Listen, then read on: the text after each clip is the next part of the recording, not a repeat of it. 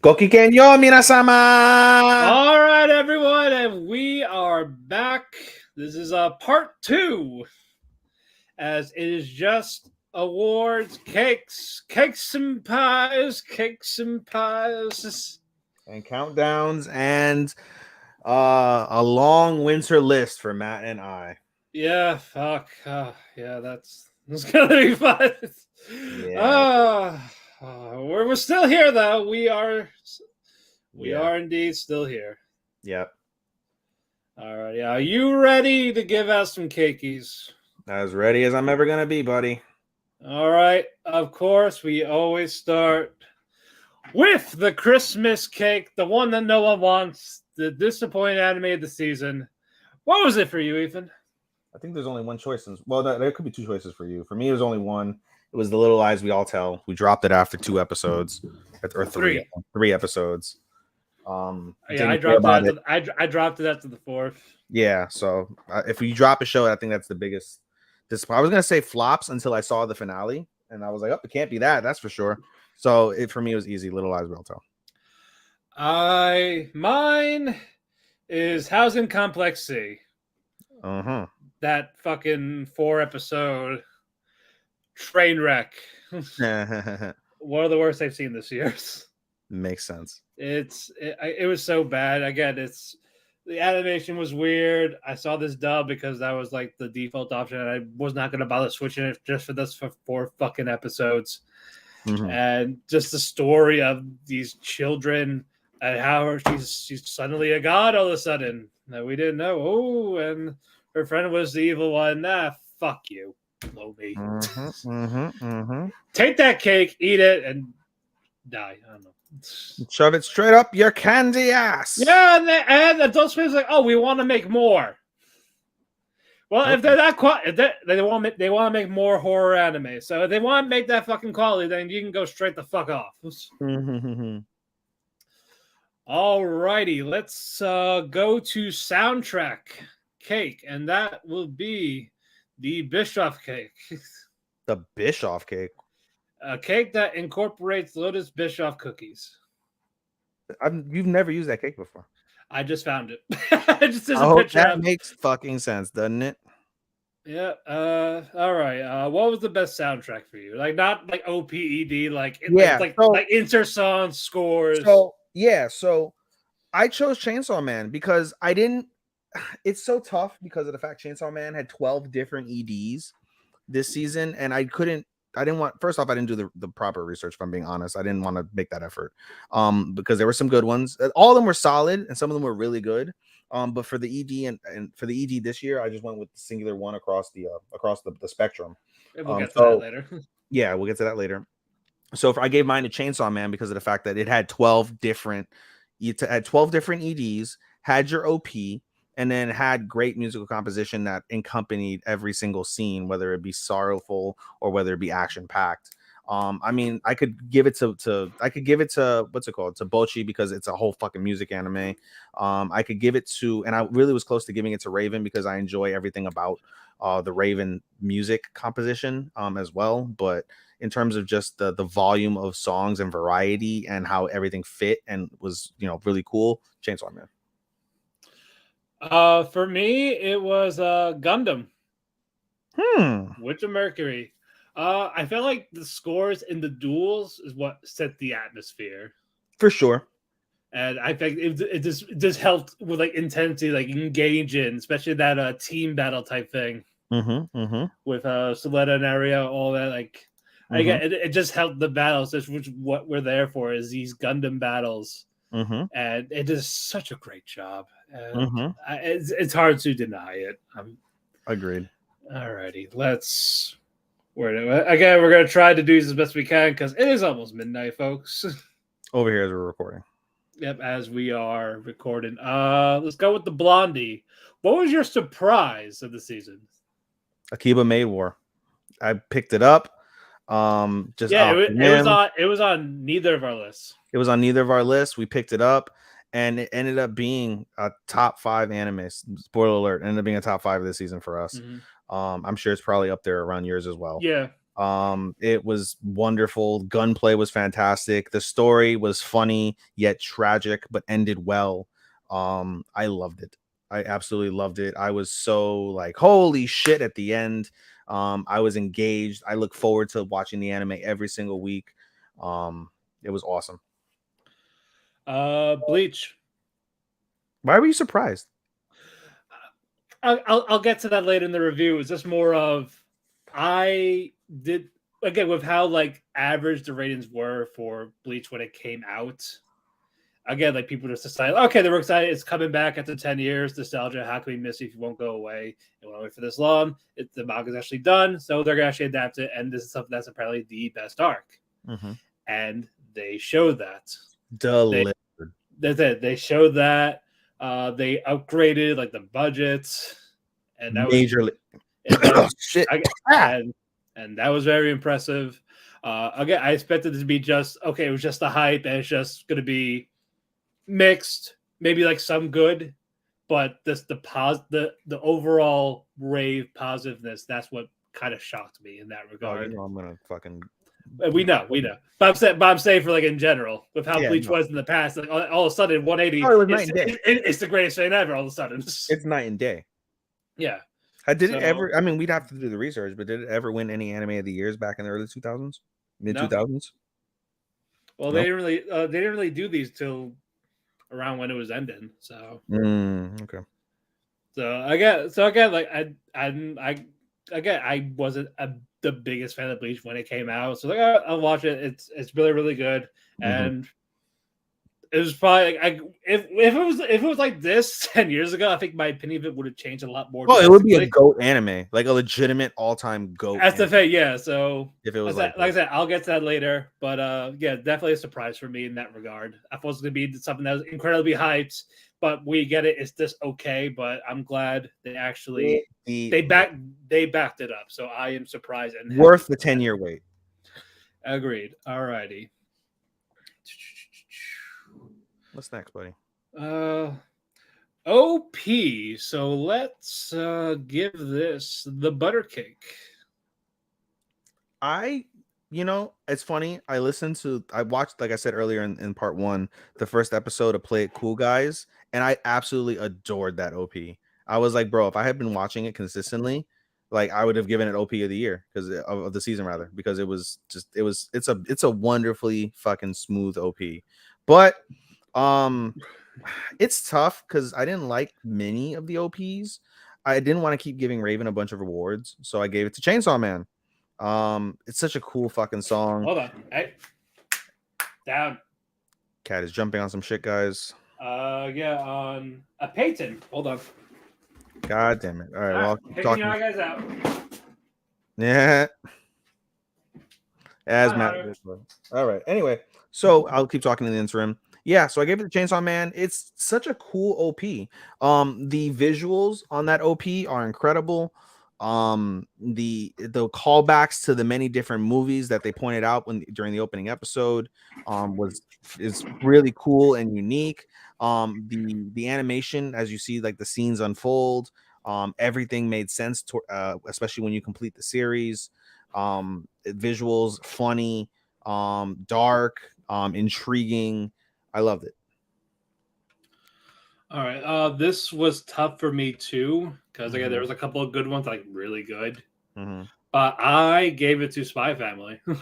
That was a close one for me. Spy Family. I liked the atmosphere of it. I liked how it was well animated with it. Like everything just unfolded. It's better animated than the series. But yeah, no. Again, it's a nice song. You could just listen to it by itself. Yeah. So I'm very happy with it. So yeah, good job. Raven was close for me. Spy Family was very close for me as well. So I agree. All right. The cupcake, ED. Gave it to Raven. It's so it was so good. So beautiful. Spoiler alert, folks, our ED, when we get an ED for our show, is gonna be based off of something from Raven. So yep. I don't like when my cats we will do our best to make sure it gets to that type of level or atmosphere. I don't like my cats on the counter. I don't know how you. I don't mind there. It's just I didn't want it to knock over the painting that's on the wall. Yeah, I just no, my cats don't get on Yeah. counters like that. Like I allow him to get on the kitchen sorry, not the kitchen counter, the Yeah, bathroom yeah, counter. kitchen counter, no, especially when we're No, cooking. correct. If there's nothing that's, if there's something that's non-breakable, there's nothing there that he could break, it's fine. I only allow the bathroom counter. And Honestly, that's so it for me. that too, so we could drink water from the sink when we run it for a little bit. I don't like that. I get annoyed when my cat does that, but it's a natural thing for a cat. I get it. It's just more of the running water. Yeah, like I wash my hands as soon as I leave the bathroom. My cat jumps up there, lick. Yep. Oh, God. All right. Anyway. Alrighty. We're gonna go to adaptation now. So the fig cake. What was the best adaptation that was adapted from a game, book, manga? Bleach. I gave it to Bleach. What more can be said? Because again, they brought it to life. They did well. Splendid. Hi, Kitty. I'm going to Pumpkin now. All right, now best original fudge cake. We didn't have many, so went with the keep made war. I didn't have many. You had 2. I had 3. I gave it to Made War. I gave it to Made War as well. Hey, matching. A lot of matching. The DIY was very close. I will say that. I would figure you might have gone with DIY. I almost did. You know what's interesting when I watch Play It Cool Guys, it gave me like the way you describe DIY, like how chill it is. Like just like a sit back, relax, chuckle a little bit. Aww. Yeah. Aww. That's cute. Now shut the fuck up and stay there. They won't, but you know. But I'm going to take a picture. You must take the picture. Take a picture. I hardly see this. So. And as soon as you take the picture, they run away. Well, Hime does like to move when I do try to take a picture. When she's not fucking laying on my chest. She fucked up my sleep machine, by the way, when I had this at the CPAP machine. Yeah, she just jumps, she like flops on my chest and starts licking around the mess. Like, I need, like, stop. I need to sleep. That's cute. Like, God damn it. My cat does that. My cat doesn't really like hang out with me like that anymore, but like in the morning, like once in a while, he'll jump up on me and just like he's just climbing on top of me. Yeah. And he sticks his ass on my face. I'm like, I don't need your ass on my face, dude. Yeah, they don't do that, but yeah, she's absolute purr box. But all right. Well, we did those. I believe it is time for the genres. All right. So let's get to that. Let's go. Let's go with the obvious one, the sci-fi. Gingerbread. What was your sci-fi, Ethan? JoJo. But that sci-fi? Does that count? I figured, and you know why I gave it sci-fi? Because of the fucking ending with fucking Poochie and fucking the way gravity worked and time. That I was like, that's fuck. It's just action adventure. It's sci-fi as fuck to me. I gave it to JoJo. You said obvious. What was the obvious one for you? Gundam. That would have worked. Because technically all sci-fi we watched were Love, Flops, and Gundam. I was gonna ask you like what sci-fi was, and I was like, oh, that's easy, JoJo, because of fucking Poochie and gravity and time. JoJo, the universe warping and shit. That's sci-fi as fuck to me. Yeah, JoJo's just weird as fuck. But yeah, it's just mostly action adventure. Spoiler alert! I gave it to adventure. We might as well just do that one next. All right, yeah, we'll do adventure. That will be the Halloween cake. It was JoJo's Bizarre Adventure. All right, and Bleach. Okay. It is an adventure, and we got the adventure of Ichigo's story, basically fucking job into Yahweh to become I am the Blade. That's true. I gave it to JoJo because literally it's in the fucking title. JoJo's Bizarre Adventure. It is the wildest adventure, especially of the 6 parts, the wildest fucking adventure you've seen. Alrighty. Qubits. What's that? It's an Indonesian cake. It's a small cake eaten as a snack. Okay. Action. Bleach. Made War. I'm sorry. It was very creative with everything they've done with it. Sure. Especially with Ranko, that first scene. Yeah. Shocking. Again, very clever of how with the guns blazing, all these deaths, all these over the top deaths. All of a Yeah. sudden, big explosion of blood from just a gunshot to the stomach. All of a sudden, the Yeah. whole body's covered in blood. Yeah. I get it. my- I get it. I gave it to Bleach. I think Bleach is pretty obvious as well. No, that was my second choice for that one. Yeah, Made War probably. And that or Chainsaw because of how gory it was. Yeah, but we didn't get as much. Like, we got a lot of gore action, but in terms of sustained action, Yeah, right. it would be Made War and Bleach. Okay. All right. The hold on. Erotic Kick, best fan service. Peter Grill. I watched it. That was it. Well, I didn't watch it. I gave it to Married Couple. That's fair. It's because of Akari, mostly. Let's be real. Mostly, yes. And the one time, the other one was kind of bent over on the beach. Well, they're all naked in the thing. Yeah. The blonde is a whore. Talking about when she does it with her boyfriend. Mm-hmm. But it was mostly because of Akari. She's so her outfits, her swimsuits. So sexy. They were. I'm not gonna lie, they were sexy. She's underage though. Can't do much. Exactly. So Angel ain't watching. Alrighty, the Krantz Cake from it all the way from Israel. Thriller mystery. Raven. Again, we got the ghost story, the mystery of the mansion. Consistent multiple ghost stories. And the mystery of more about the Raven itself. I asked you in the group chat. We consider this better than Inspector, right? I do. Yes, 100%. Yes. Even though Inspector's coming up next, and we'll talk about that at the end. We'll eventually get to that when that happens. Yep. Alrighty. Opera Cake, best music. Bocchi. Duh. Bocchi. Again, they really needed. It's a rock anime. Rock and roll, baby. Rock and roll, baby. Exactly, and we got exactly that. Rock and roll. Rock and roll. You know, I'm really proud. I did get to see the Rock and Roll Express perform live, even if they were in their 60s. Now, hey, anytime is good enough. I got a signed 8x10 with my name on it. That's a dub. It's right. Free. Alrighty. What's next, buddy? Rum Cake, Slice of Life. Bocchi. Okay. I didn't pick it for a Slice of Life. I mostly focused on the music comedy aspect of it, but yeah, I agree. Yeah, I mean, at the end of the day, with Bocchi, you get the comedy aspect for sure, but at the same time, Slice of Life to me entails growing, and the obvious answer besides Bocchi would have been Married Couple.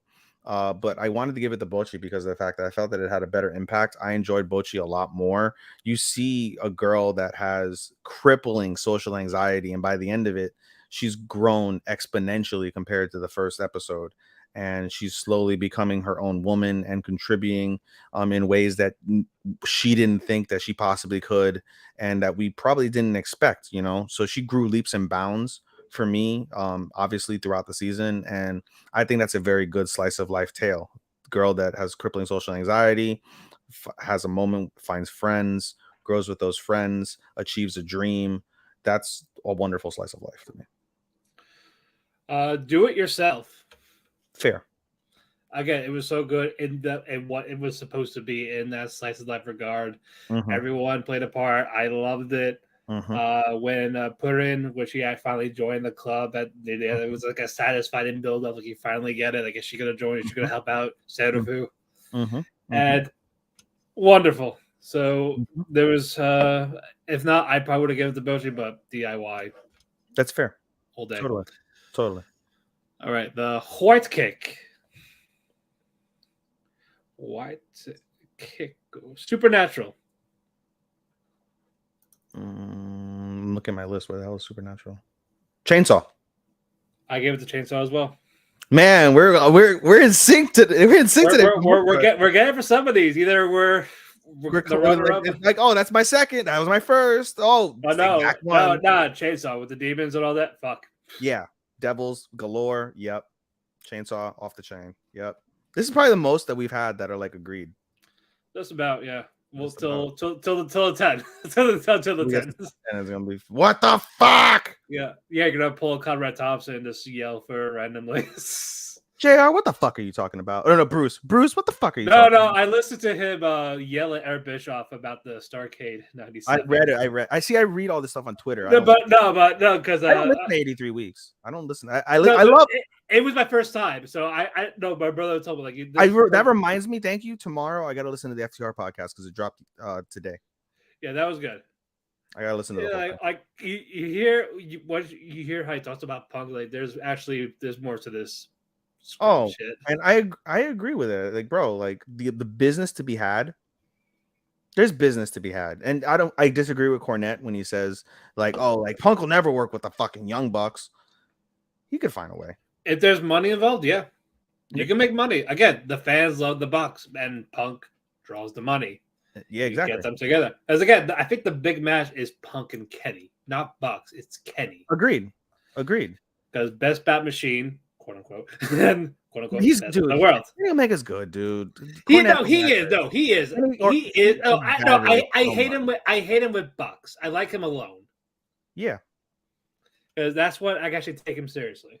Yeah.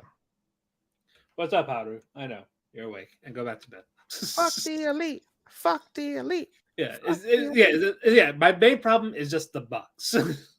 I don't mind them. They're still fucking top 3 tag team in the world, no matter what. You can't. I like them in terms of money, like how they actually draw money on there without WWE.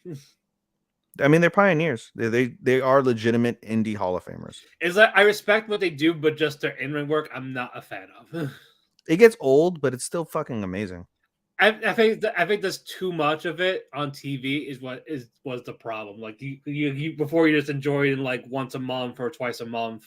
Yeah. Now it's just you see him like every week on Rampage or Dynamite. But I mean, I would love to see variety. That's why, honestly, I would love for the Bucks to kind of do like the WWE does with NXT, where they send random guys to NXT.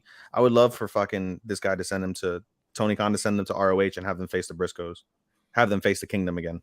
Yeah, we've seen it before, but these newer versions, better versions of both teams, that would be amazing. Also, we just see like, hey, do they actually bring in those ratings? Like, is it them? To a certain extent, yeah, but it's not to the degree that the marks will fucking say, but they do. Yeah. Right. Anyway, we're way off track. Yeah, sorry. Go man, people. Go man. Banana bread. Fantasy.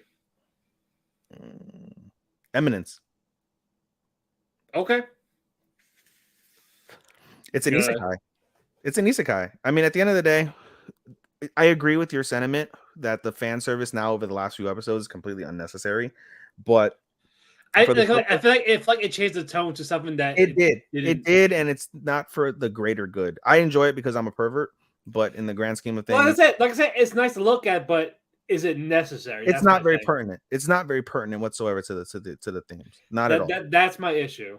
But in terms of the principle of guy wanting to fucking be a superhero, limited in his human normal form, dies. Well, he goes crazy and kills himself.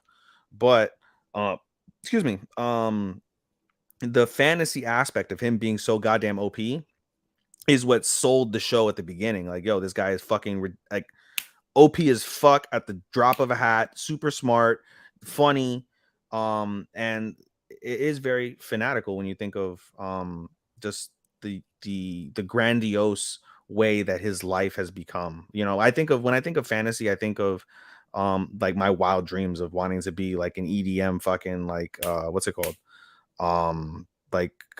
Pyro guy, being able to design pyro for sets and watch them like be playing off, coordinate that with the music.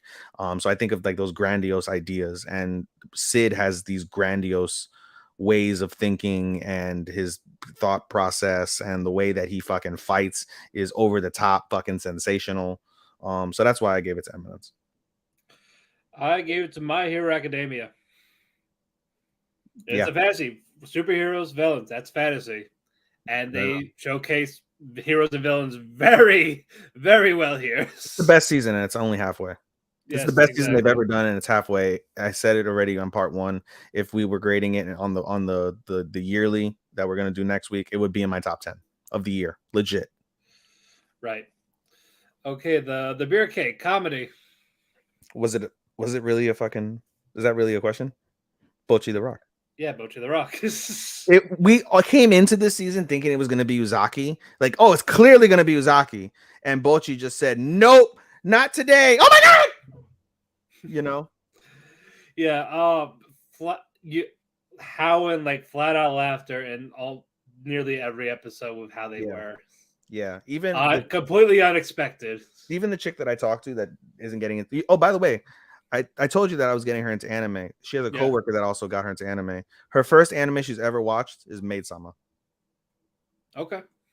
So, but she watched Bocchi the Rock with me when we were like hanging out, and she's like, "Oh, this is really funny," and I was like, "Yeah," I was like, "It's a good one." All right, very good. Red Velvet Romance. Where did I put romance? Where the fuck is romance? Am I going crazy? Oh, married couple. Married couple. Wasn't really close. Yeah, I would honestly, yeah, flops. I get flopped. I didn't give it the flops. Uzaki was the close second. Because of the fact that if they actually confessed and kissed, I probably would have said them. Oh, that would have been easy, yeah. But I mean, it focused a lot more on the rom this year than the com, which is why I didn't win comedy, but it was really close in the romance. But married couple, just the tension, week by week tension between Akari and Jiro, and the developments between Shiori and Jiro, and just the principle of that childhood love. And what sealed it for me, like I said, was the finale when they went through this day, as they're running to the shrine, the love shrine, they're seeing the stages of love and completely missing it, kissing, marriage, baby, old age. The symbolism in that, while the song was playing, while these two girls fighting for the internally and amongst each other for the man of their dreams. Yeah, how could you not? Agreed. All right, the funnel cake drama. This was tough. Mm-hmm. It was a little tough. I gave it to Raven. I actually gave it to Ravens. We're on sync, baby. Yeah, it was just more of the story of the Raven and the people that she was trying to help, like with these stories. The Emperor, or this like the married couple, or the guy with the sitar. They did a great job building that drama in the stories. Every episode, there was a twist, there was a turn, there was the way that she uncovered these stories, the way that they explained the stories during her piecing things together. It was very dramatic, and they did their best, especially toward the end when you had the battle between the owl and the raven. That was very dramatic. The history and the backstories of that, it lends itself to drama for sure. Alrighty, very good there. That is it for genres. Let us move on. Hummingbird Cake, best fight. Deku and Shigaraki, easy. I gave it to just Heroes and Villains. It was just one giant battle. If you really look at it, that's fair too. With Twice, Hawks, Endeavor. Yeah. That's fair. That's fair as fuck. That was the best part of the fight. Yeah, that's why I gave it to Deku and Shigaraki, because I mean the whole season is a giant fight, like you said, absolutely correct. And then we get our backstories, for all of these characters, and that truth be told, some of the drama in that could have also qualified for best drama. I think if you really wanted to break that down from that level, in the same way that I broke down JoJo being a what's it called, a adventure. So. Right. Alrighty, moving on. The Lolly Cake. Best antagonist. Father Pucci. That was my thing. I changed that to today. I told you I did my list on, what was it, Monday? I did on Tuesday. I did my list on Tuesday. So I've had Father Pucci since Tuesday. Father Pucci. Before this was Shigaraki. Yeah. But it was Pucci, because it was Shigaraki. Pucci fucking won. He killed the Joestars. He reset the universe. Yeah. He won. Yeah. There was no way. He's the best antagonist of the series, of the animated series. And when we go over, forget it. I'll save my point. About Jolin. But yeah, Father Pucci is the best antagonist that show has had outside of Dio. Yeah. I'll be good. And even then, like you said, he won. Yeah, he killed Jotaro. Kira failed. Dio failed. A lot of people failed, but Poochie did it. But technically, so you know, he killed Jotaro and Jolin, but at the end, Jolin still has this version of Jolin still has the tattoo. But do they have stands? We don't see him again. We know Emporio does. So if Emporio keeps his stands exist in the world. I would say, but like they're not in the manga. For all we know, that could just be a birthmark. They might not have it, but we don't know. We will see. We shall. Again, they're the same people, but we don't know if they're actual legit Joe stars. Yeah, That's the thing. they're probably what's it called, John stars. Stop. But yeah, but now do you see why? If people could start on part 7, they'd be totally fine. When we talked about it in Keki Shop. That's why. That makes sense. Yeah. Wow. That makes total sense. Exactly. Mooncake, protagonist. Ichigo. I had it at that. I actually changed it. You changed it to Deku? No. This is a surprise. Nagomi. That's not a surprise. I could see that. She was in my list. She's getting an award. I was saying, like, I had a root for her in that type of regard. Yeah. As and she changed the ecosystem of how maids are. Yeah, that's fair. I gave it to Ichigo because obviously the show revolves around Ichigo, especially his story toward the end. At the end of the day, he's the one that's going to be saving the fucking universe. Right. Again, but I feel like at the same time, it wasn't much as a protagonist per se to like. I get the principle of what you're saying about Nagomi. Like, her story is what changed that universe. Yeah, and with Ichigo is still going. And he definitely has more chances for sure. I would have said Deku if it wasn't Ichigo, but Denji was another one, but I was like, you know what? Denji's too stupid. Nagomi's more fun. I'm sorry. Yeah, I had Nagomi at 3, but that's fair. No problem. No problems with that. Yeah. All right. The Muffin, best duo, not couple duo, like apart, like friends type of thing. Who is your duo? Team 4 from Chainsaw. Okay. I had Fran and Shiso from Reincarnated as a Sword. Okay. I got the kind of like a parent, child, teacher, student type thing. They had that chemistry. Shisha always helps her out. Fran learns on her own, and it's because of him. I like that dynamic.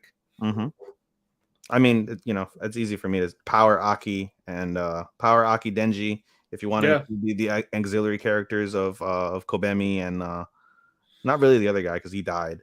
Right. And we haven't seen enough. But he was there. But, yeah, we haven't seen enough of the Shark Demon, Angel Demon, and Spider Demon yet to include them, even though they made their appearances. So the core 4 of Kobemi, Power, Denji, and Aki. Alrighty. Hot milk cake. Who is your waifu, Ethan? Akari, and it's not even close. What was it, Akari? Akari, and it's not even close. Makima. Chainsaw. Oh. God damn, I didn't even think of her. Never underestimate the power of Dabi Mami. Since she had those vibes. Dabi Mami. That's what she is. I'm sorry. That's totally fair. Also, a few ass shots. Boom. Yeah, well, I mean, Akari, we got the sensuality with Akari. The sexual tension in Eminence. Wow, in fucking Married Couple, it's more than you'll get from the average. Well, I shouldn't say that because you got a fair amount of sexual tension in what's it called, Dress Up Darling, and that's what she reminds everybody of in some capacity. So, but yeah, Akari for me, I'm totally didn't even think about fucking about Makima. It's totally fair. You know who I thought of other than Makima? I thought of Himeno. Yeah, she was an option too. Yeah. But let's move on. The Devil's Food Cake. Your couple. Wait, we're not doing his bundle? Oh, sorry. Yeah. King's Cake. Who's your husbando? I gave it to Lloyd. Which one was he? Lloyd, Spy Family. Oh, really? Oh, okay. Yeah, I gave it to Lloyd. He's literally plays a husband, and what's it called? He's at the end of the day, yeah, it's fake. He's doing it for the mission, but he's growing more into the role. If you notice, especially in this season, he's being more considerate of your being way more considerate of Anya, like taking those precious moments between the families as he's observing other families and Like he slowly can actually integrating picture that. himself in that life. Yeah, he can, and obviously it'll probably end up happening at once everything's all said and I, done. But I I hope so. We'll see. yeah, I hope so too. Yeah, I mean, honestly, I couldn't give it. I couldn't give it to Sakurai. Couldn't give it to fucking Jiro. No, no, Jiro needs to be shot out of a cannon. I was close to giving it to Emperor, but I didn't. I can see it. I gave mine to Christopher from Bibliophile Princess. Okay. I mean, he stood by that woman's side through everything, every drama, every conspiracy. Very romantic, very passionate. I love the fact that he like sucked on her fingers at one time when yeah, I think I shared that picture. Like, what are you doing? Stop it! Yes. I do that with my homegirls, the chick I'm messing with, and our best friend. We do that like, oh, you look sexy. Ew. All right, now Devil's Food Cake. Who was your couple? Senpai and Uzaki. I gave it to Uzaki. Senpai and Uzaki are the closest they've ever been to being a couple. I was obviously the obvious choice is Jiro and Akari, but because of Shiori and the way that she stepped up and took reins of their circumstance, it muddles that very much for me. So I went with the easy couple, which is Uzaki and Senpai. They've both confirmed their feelings within each other for each other. So the only thing left at this stage is to confess. I can't think of any other couples, really. Can you think of any other couples? I mean, well, for me, you watched a few more that had couples. Yeah, Eileen and Claude from I'm the Villain, so I'm Taming the Final Boss. Okay. I love them. I love their dynamic. Yeah. And they actually got married at the end. That pretty much would win it. That makes sense. Again, that's the way they got there. And Eileen is cool. They started from like not really. Basically, it was like a Shan type of thing. Like, oh, I'm just gonna do this to get back at. As a joke, get back at my ex. As a joke, I should have given best couple to what's it called? Minami's brother and his wife. I wasn't gonna give it to Jiro and Akari because why do that if I only like one of them out of the two? I don't like Jiro. I don't mind Jiro, but to me the dynamic with Shiori. It's not a throuple. I got Kazi advice from him in terms of cringe. That's not masturbating, but yeah, but he's not as bad. That's Kamo. No, he's not as bad, but there's like that little. Kamo is literally like Kazuya, a little bit better than Kazuya, but he's like literally like Kazuya. I was trying to think. No, I can't say anything. No, I don't know. I lost my train of thought. Fuck, never mind. Oh, you know what I actually thought of, believe it or not, for couple, even though they didn't actually make it official, was Renko and the other guy. Yeah. Oh yeah, if they had another episode or two together, I probably would have. Yeah, I would have. I mean, he's like, I'm willing to die. Or if fucking Asahi and I were actually developed. That was my point. Thank you. Yeah, same thing. I agree with that.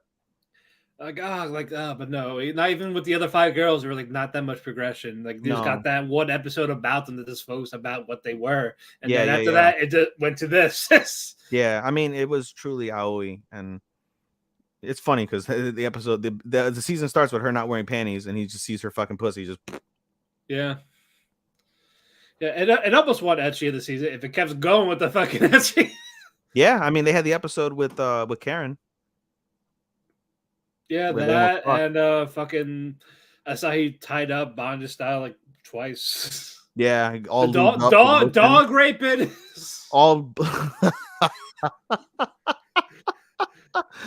You know what's funny? I like to make jokes, and I'm like, oh, Daijobu desu ka, Gomu? It's like Gomu at the end. Yeah. Condom. All right. Anyway, let's move on. All right. Supporting female, the chestnut cake. Ranko. She, as a face, she's more of a main, but I get it. The main was always Nagomi. And Ranko supported Nagomi through everything. When Nagomi needed help, when Nagomi had a plan, when Nagomi had a dream or a wish, Ranko was right behind her. That's fair. That is fair. For me, Himeno, Chainsaw Man. Did we get enough of Himeno though? Because she's only technically in like 4 episodes. But still, the fact that she gave up her life for for him and all that. Sure, that makes sense. And the time she was there, she was fun. I had no complaints about her. Not at all. Except for the vomit thing, but still, that's how she was. Like you just feel the pain that she lost so many people. Yeah. Alrighty, the chocolate cake supported male. Itsuhiko From Uzaki. Oh, yeah, he was pushing that. He's a push. He's a bro. He cares about his boy. I didn't want to. It's so tough. That was a tough one. That was one of the last ones that I put in here because when you go down the list, could you say the Eunuchs? Meh, kinda. Could you say fucking Kamo? Not really. Well, I will tell you mine then. Go ahead. Bonchen, Nikolai La, Tasty Peach, or Alice. Didn't even think about that. That was no contest with how he was for me. Should I change it? Because that makes you can change it. You can change it. I'm gonna put. He went from this this selfish, spoiled prince to just the character growth from him. The fact he was willing to die for Fushi, and now after being understanding him, getting that forming that friendship, he's helping fight the knockers, even by himself, no powers, none of that shit. Yeah. He stepped up as a character, and that was no contest for me. Yeah, that's you made me change it, so you win. That's not many times we change our picks, but I think I made you change one last year. You made me change one last season or the one before that. Yeah. So there we go. You made me change it. That's fair. Alrighty. All right. Kastava cake. The best female. Nagomi. Okay, that's I said I gave her an award, and I could have given her. You're right. I could have given her protagonist, but I was like, no. In terms of all the girls that we saw in the season, it was Nagomi, and to me, it was fairly clear. You did this in winter with supported male, so I'm gonna do it here with main female, the Keisuku band from Bocchi the Rock. You did it with Sasaki Miyano with the boys. Yeah, I did. So all 4 of them, wonderful characters. Yes. I'm really excited for Sasaki Miyano. Yes. Oh my! I don't know when we'll get it in theaters or on Crunchyroll, but I know it comes out February 17th for both of them. I don't know if we'll get it then or a little later. Yeah.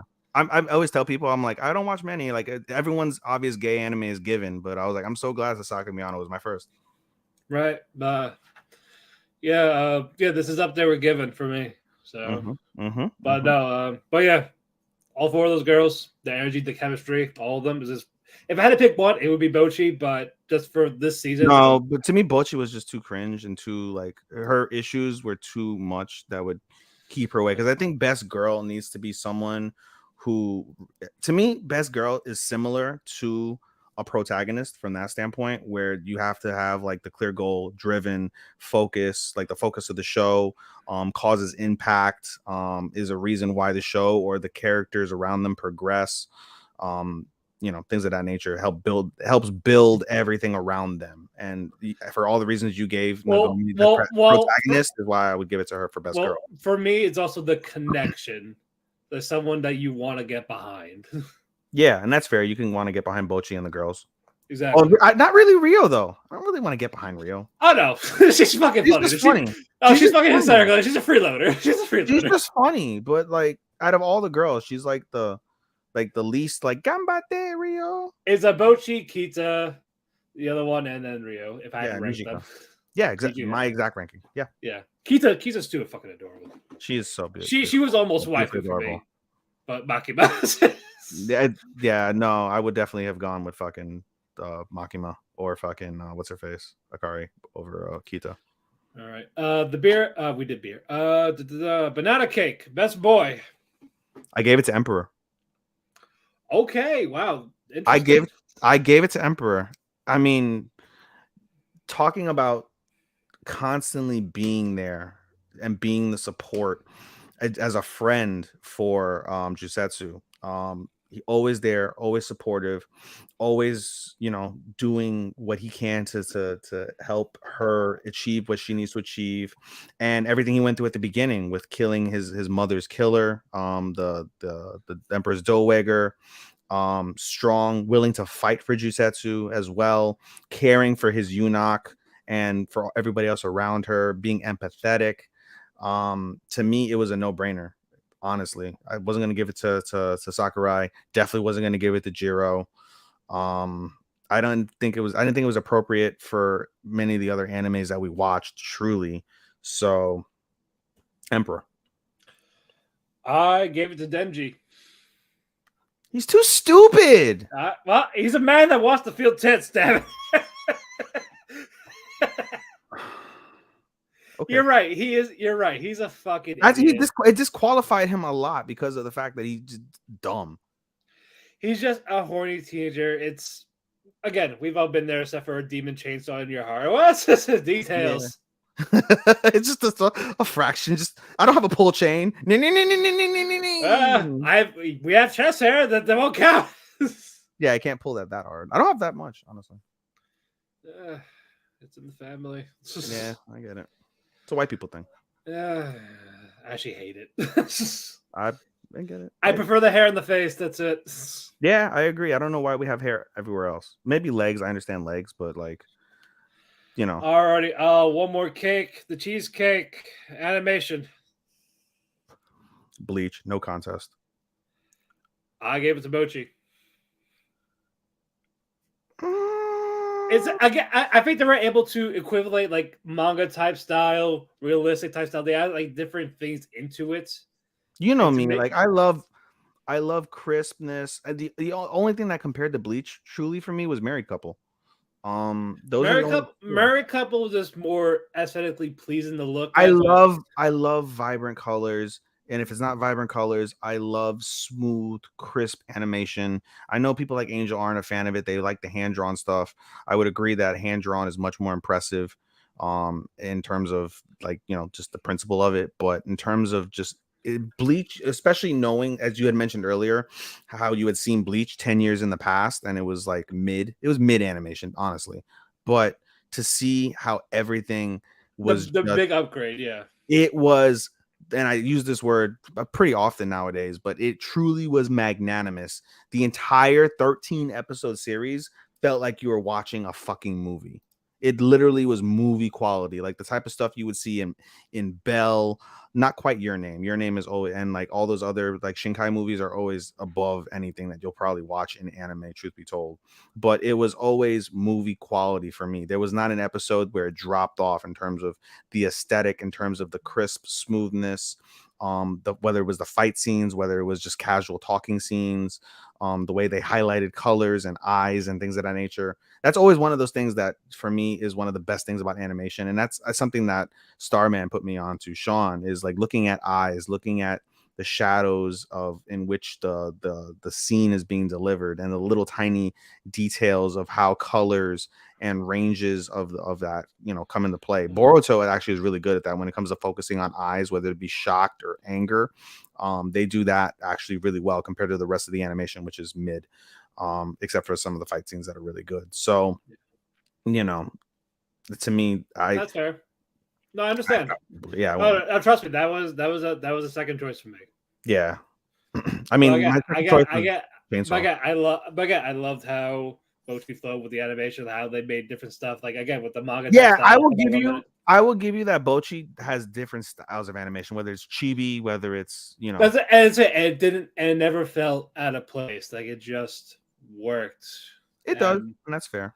yeah, I wanted to give it a chainsaw, but at the same time, like the CG, they do very well. The CG part of it Mm-hmm. mixed in, but at the same time, it's like, oh, there's something about it Yeah, that go like I love it. Like to yeah, me, it's still Jujutsu Kaisen as Mappa's best animation yeah, for sure. yeah, But it's still it's still good. It's just more there was just that's something that's like little itty bitty bit missing. yeah. That's fair. Yeah. But that's it for the cakes. Are you ready for our countdowns? Yeah, I am. Alrighty. We're gonna do of course, our 3 honorable mentions before we do our top 10. I only have 2 because I didn't watch as many anime because you guys said we didn't do Boruto, right? I didn't do Boruto. Yeah. If you didn't do Boruto at all, then yeah, Yeah, let's I keep didn't that do going. Boruto. Yeah, Okay. I had one season where I said, oh, if we were ranking Boruto, I'd put it here. All right. So. Actually, before we actually go into this is a fun thing. The ones that are continuing, if it was just that, where would you put them? Like, where would you put My Hero Academia? Like, don't say what's before or after. Like, what number would you put it? 2. That would be 3. Okay. Okay. Eminence and Shadow.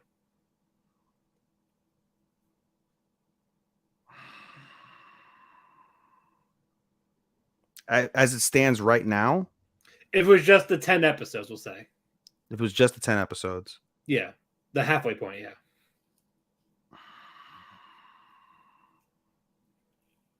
8 or 9. I don't know. 8 or 9. It would probably be honorable mention 1. Okay. Eternity.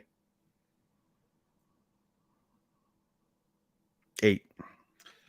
It would be 7. We're kind of close. We're kind of close. Blue Lock for me would be 8. Okay. Was that any more, or was that That's it? That's it. Okay. All right. I will do my my third honorable mention because I have one more ahead of you. It is Love Flops. Okay.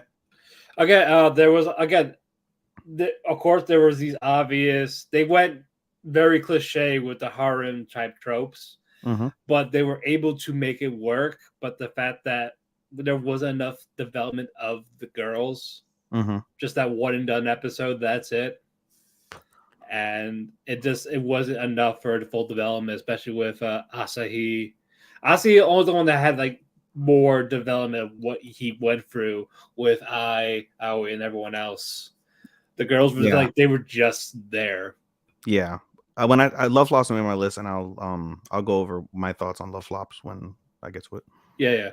But there's definitely not gonna be a season 2 for sure. But I'm saying if they focus more on the other girls a little bit, I probably would have enjoyed a little bit more of these random one-shot episodes. I feel like you could have done them. I feel like you could have just combined them a little bit, like half and half in an episode, instead of just a full episode.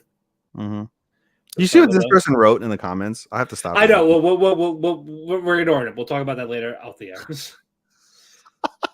I just noticed it. Okay. He's a fucking idiot. Just ignore him. That's not how it works, buddy. That's not how it works. Jesus Christ. That just threw me off. I'm like, what? That's not how it works. They make zero fucking sense. Even my cat's turned and like I scoff at you. Holy shit. All right. Now we're in the even. Okay, what was your second honorable mention? Peter Grill. Mid. I don't want to talk about Peter Grill. Uzaki-chan. Wow. Okay. It was good, but it was mostly the end stuff. At the end, there was none of that season 1 charm that we all like loved, type of thing. Yeah. It wasn't there, and I feel like it was just missing that key ingredient of something to make it continue with how it was. Yeah. And it just wasn't enough for me to really save it. It was still solid, but not the best. Not the best work. That honestly made me just bump it down. I just bumped it down. Excellent. What was your top honorable mention? Love Flops. Okay. So me, what saved the series was the finale. Um, for me, what I loved about, and I wrote about this in my review that I'll post later on Instagram, AI_anime24, cheap plug. What I loved about the end is that it really brings home. If we would make the jokes throughout the season, like, oh, it's just like showing you that you can like get married to a fucking fake AI, like, virtual reality person. Ha ha ha ha ha, all the weebs, right? But no, it showed two things to show, and what I pulled from it is the world continues to lean more and more and more into tech, to the point where tech obviously dominates the world, to the point where people are useless without tech. And this was a prime example when in episode, I believe it was 8, where shit just goes awry because I goes fucking nuts, or episode 9 or 10, whatever. Anyway, where I goes fucking nuts and takes over and shuts down the world, crashes, deaths, because of the fact that people couldn't function without AI because AI controlled everything. There's that aspect, which I find fascinating as a tech guy in IT. And then the other aspect, which is the more critical aspect, which I enjoyed most, that is covered toward the end, is the principle of grieving. The principle of grieving is something that a lot of people understand, but a lot of people also tend to just ignore in that process of losing a loved one. And for Asahi, he chose to try and find something to ignore the realities of what that loss meant for him. And over the course of the final couple episodes, especially when you put all the pieces together until you get that grand finale where he admits that he loves her, and he goes over every single scene that made I love him in a way as well. The way that they tie that in, the way that it comes full circle, the way where you have that moment, I think it was episode 10, where he has that moment and he just runs to the grave, realizes that this is life, my life doesn't have you anymore, the one light in my life is gone. It's very powerful, and the way that he has to process that, he goes through the depression all over again, and then he fights out of it because he wants to save the principle of the memory. It's all very, very poignant for me, and I feel like I'm talking it into the top 10 now that I'm talking about this, but I'm gonna leave it where it is. But I love the moment in, I believe it was episode 8 or 7, where where Asahi asks when I is thinking about her mother on like the anniversary of her death, like, if you could go back in time, would you want to see your mother? And she says no, because if I did, then I'd want to see her again, and I know I probably wouldn't be able to.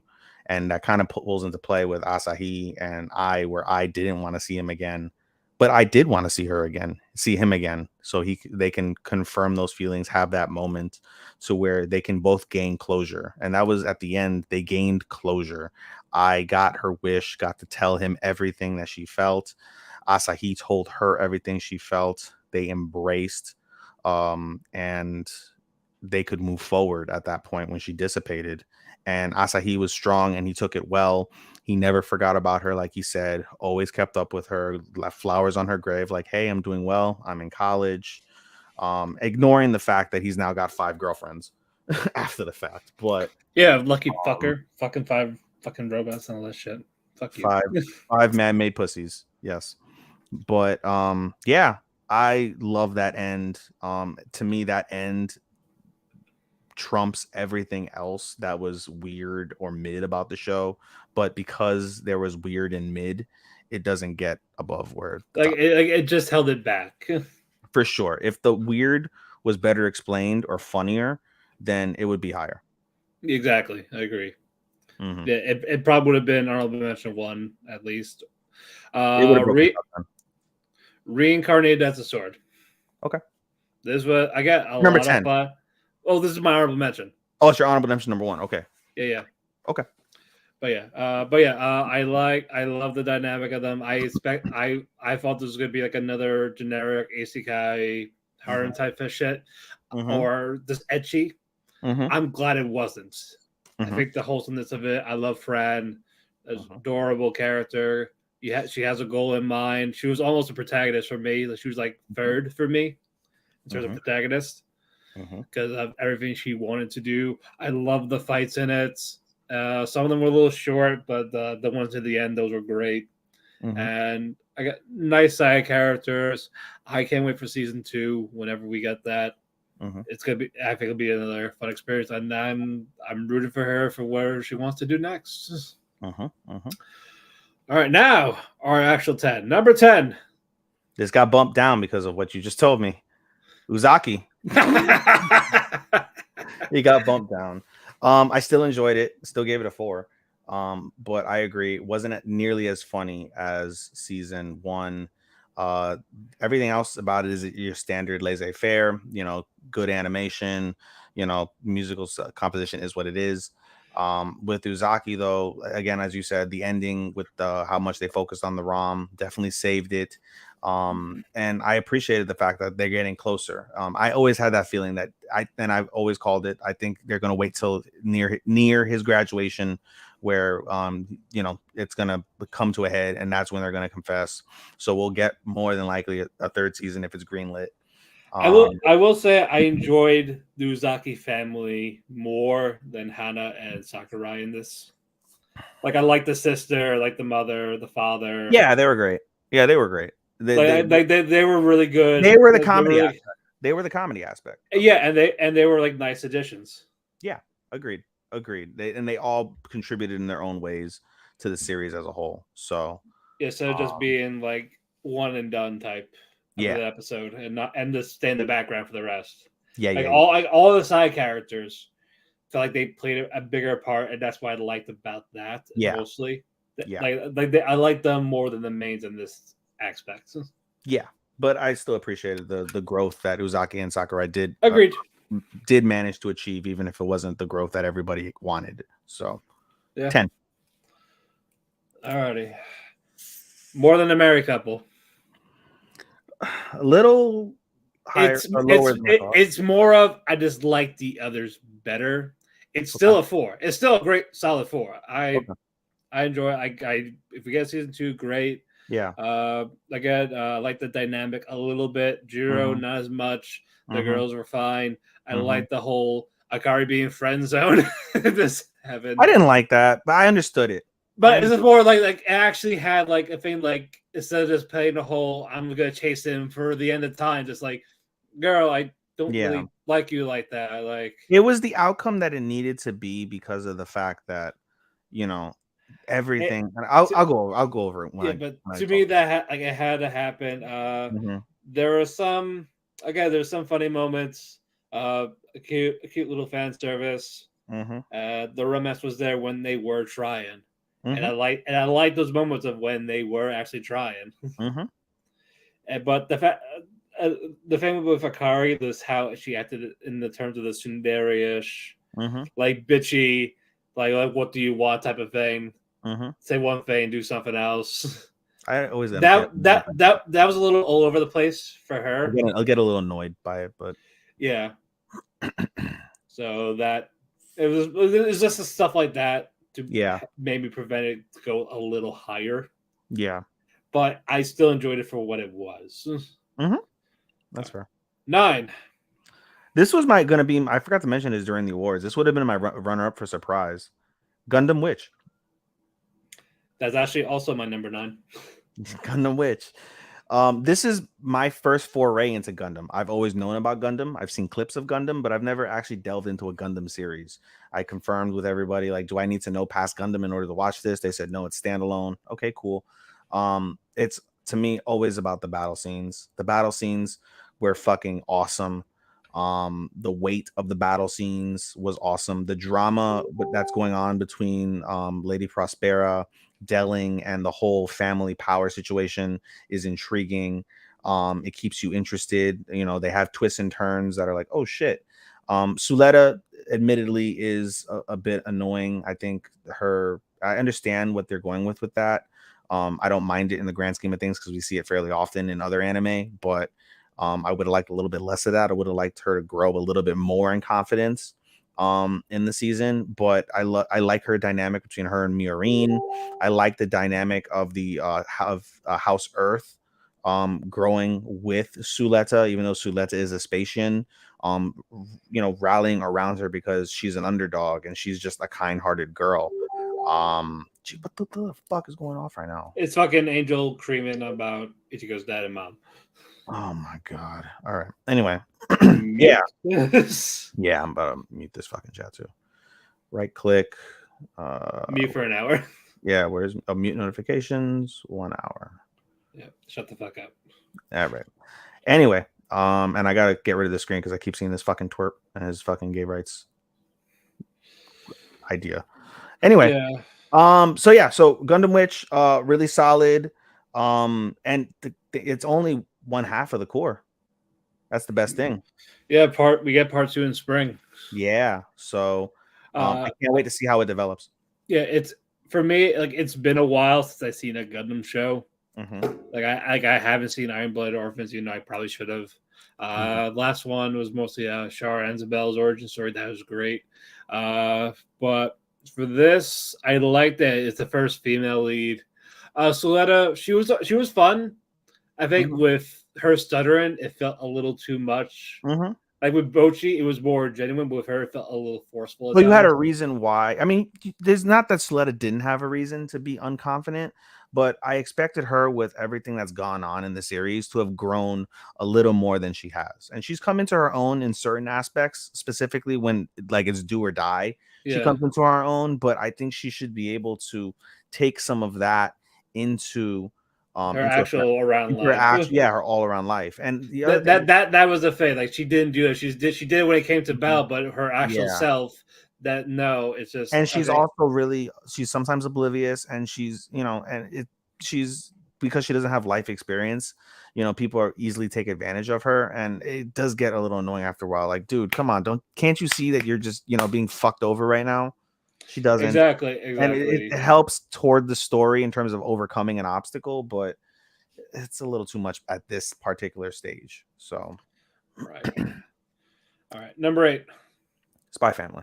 That's fine too. See, I had Uzaki at 8, and you talked me into bumping it down to 10. And so, it was Spy Family for me as well. Yo, we're on point this season. This is good. This is crazy. We're very in sync. We're very in sync. Shit'll change around 7, I imagine. Yeah, or just the 5 in general. Yeah, well, I think our top 5 is the same. It's just in different orders. Yeah, I think it's that. Yeah. So anyway, Spy Family. I enjoyed this season way more than season 1. I'm still Anya hater, but again, like in season 1, Anya has her moments where she comes in clutch, or she's just really fucking funny. And at the end of the day, her facials really are what make Anya. The facials are great. Sexual with facial. I want to punch Damien. I'm gonna punch him real quick. Yeah, that was funny, and just like but no, I enjoyed very much I especially enjoyed the mini arc with Fiona. Love that. Yes. I just hated the ending. Like, basically, we just went nowhere after they got the thing. Yeah, that's fair. I agree. That was kind of a letdown. The opening of the series was really fun with how they got what's his face, Bond. Yeah. How they got Bond. I enjoyed that arc. Nothing was as funny as the episode 9 with the fucking child, with the 30-year-old child. That's still the best fucking episode of the series. But I enjoyed it a lot. There was progression, especially with the finale where we get to see Desmond for the first time. So that was good. Yeah. And it was all in all solid. I look forward to season 2. Let me phrase that. I look forward to season 2 of Spy Family now more than I was looking forward to part 2 of Spy Family when it aired in the spring. Right. Yeah, I know I rated higher in spring because then again there wasn't many spring wise, and summertime carried over. Yeah, but, same thing. I rated it, I think, like 5 or something like that in spring. I think it was like 5 or 4, but yeah, it was still in the top 5. But I can let you know because I saved everything unlike your ass. Yeah. Spring. I just looked at the grades. Yeah, it was 5. It was 5 for me. Yeah. But yeah, no, like I feel like Desmond had to be there at the last episode to this is what we were doing basically. This was our actual mission. So these random shits. Mm-hmm. Like Mm-hmm. this is what we were doing in the first place, and the fact he was there was what helped like keep it there. Mm-hmm. So I can't wait. I can't wait for season 2. I Mm-hmm. know that'll be fun. I'm Mm-hmm. sure we'll get some new characters, Mm-hmm. and I don't know if this will end it or keep going. We'll Mm-hmm. see. And number 7. Real quick, I am changing my number 28 pick on my year in review. Spoiler alert, I'm changing it to Gundam Witch. It Okay. was Ruby. Oh, okay. Ruby's now out of the top 30. Alrighty, very good. Anyway, 7. 7. Let me scroll back up. Married couple. Okay. I had a little bit higher than you. I agree with you in Jiro being a putz, but the sexual tension I loved throughout the season. B, the aesthetics, so aesthetically pleasing. Again, I'm such a fan of big, vibrant colors. And like I had mentioned in the group chat before, I'm really rooting for Shiori. I've always been a fan of the childhood character, and I want her to win. She won't, but I want her to It win. would be nice, but It again, would be no. nice, but that's not the case. And you know, it's an interesting dynamic with May crushing on Shiori, and I'm interested to see how that plays out in the season 2. And even though Jiro is a putz, you know, Jiro is a kind-hearted person. He doesn't take advantage of the circumstance. Like, you know, any other, if it was like a hentai, he would have been like fucking just absolutely dog fucked Akari by now. Yeah. And he, And she already comes in and she gets fucked right after. yeah, she gets it too. What the? Oh wow, fucking my Siri went off because I heard Shiori. It hurt Shiori. Anyway, yeah. So, um, yeah, and at the end of the day, I appreciate the aspect of how they continue to, you know, be like a married couple. Like it's all, I guess, from that aspect, because I'm not married and I'm not technically in a relationship at this stage. Like it's all the stuff that you would enjoy seeing, like the little moments, the way that they continue the bond, the way that what's it called, the way that Akari starts to feel that jealousy. It would annoy me a lot of times, what I was going to say to your earlier point at 10, where Akari basically had this misdirected love where I want Minami, Minami, Minami, Minami. But everything that she felt, that she should have felt about Minami, if that was the case, is what she felt for Jiro. And Jiro didn't do anything in particular to make her feel that way. Jiro was only himself. And I find that to be the best part of being in a relationship, where you can make somebody fall for you by simply being yourself. You're not overreaching, overextending. You're not putting an exacerbated effort towards that. You're just being your honest self. And Jiro throughout this entire time has been his honest self. Dumb, clueless, putsy, but honorable, caring, sincere, and helpful, and you know, being there. Jiro, you know, for all of his faults, Jiro is a stand-up guy who's going to be there for whoever needs him, whether it be Akari or Shiori. And I am still really wanting to see how this plays out. All right, number 7, Raven of the Inner Palace. Mm. This took a little bit for me to get fully invested in it. Mm-hmm. As in the first episode, I said it did have a lot of potential. Mm-hmm. Like I saw the potential in it. Mm-hmm. A few more episodes later on, like it was just okay. Like it was like, okay, where we going? Where we going? Mm-hmm. But I think after like 7, I think episode 7, that's Mm-hmm. where it started picking up. Like wherever they talked about like the Mm-hmm. 2 family sides, I forgot what episode that was. The different clan. That's midway through. Yeah, it's like, it feels like 6 or 7. Oh wait, no, the you talking about between who's the owl, who's the raven? No. Before that, Two families. like that, like fire something. I forgot the name of it. I have a feeling what you're talking about, but it's not clicking. But Yeah, I just don't have the name. Yeah. Yeah, I get what you're saying though. Yeah, and then you finally get again, and then if you see it as more of a ghost story, that's what it really is. Mm-hmm. Yeah, Mm-hmm. at the end of the day. So if you look at it like that, then yeah, it's really good. They're really telling that. Mm-hmm. And then again, the stuff with the owl that was great. Mm-hmm. That revealed the ending. It Mm-hmm. lets us on a note of either it's going to continue or it's not. Mm-hmm. I feel like it will, hopefully. I hope so too. But again, and it was very colorful. I like the animation, especially with when she was doing the film with the pedals. Yes. They started cutting it off. They did like long form first, which was amazing, and then they started Yeah, making it short, and it was a little disappointing. Like, oh, you could have kept going I know, but for time's sake. I think people would have gotten annoyed about that at the same time. Like, oh, we seen it Yeah, already. Stop. that's fair. That's fair. I wish they would have changed it up from that aspect, like maybe like that beginning, but then do a different type of animation to like. Or at least like say like a chance or something, or a spell, Chance are or annoying, but that's fair. Like it's like say something. yeah, okay. Number 6. Raven of the Inner Palace. Close. One up. One up. I enjoyed it for everything you said. The first off, the ED, as I said, the most gorgeous ED I've heard in a while. ED of the season, bar none for me. OP was really good.